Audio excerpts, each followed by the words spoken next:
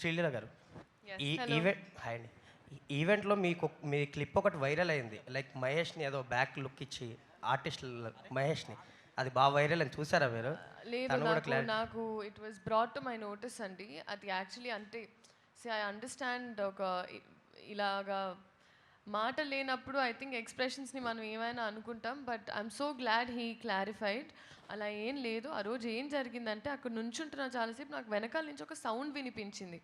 So అలా వెనక్కి తిరిగాను నేను. అండ్ ఆయనతో నా ఫోన్ ఉంది. కరెక్ట్గా ఇలా స్టేజ్ ఎక్కేటప్పుడు ఆయన నాకు హెల్ప్ చేశారు. సో నేను ఆ ఫోన్ కోసం తిరిగాను ఆయన, నేనేదో వినిపించిన వెనకాల. అండ్ మనం ఆబ్వియస్లీ ఆ టైంలో స్పీచ్లో we were all like carried away. So we were all concentrating ఆయన స్పీచ్లో. సో అందుకే నాకు అంత అవగాహన లేదు కరెక్ట్గా ఏంటి అని.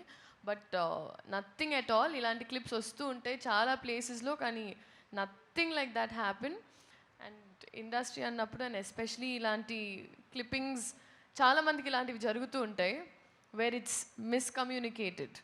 But it is a proper miscommunication.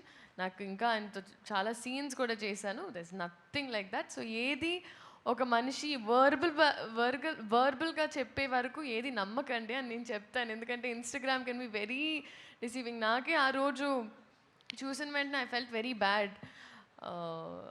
ఎవరు ఆరోగెన్స్ కాదు, ఎవరు అవన్నీ big words, arrogance or misbehaving, nothing like that. ఎప్పుడైనా నా నుంచి అయినా ఇండస్ట్రీలో ఎవరి నుంచి అయినా మేమేమైనా చెప్పాలనుకుంటే మేము మా నోటి ద్వారా చెప్పేస్తాం. మీరు క్లిప్పింగ్స్ ద్వారా నమ్మకండి. Thank you.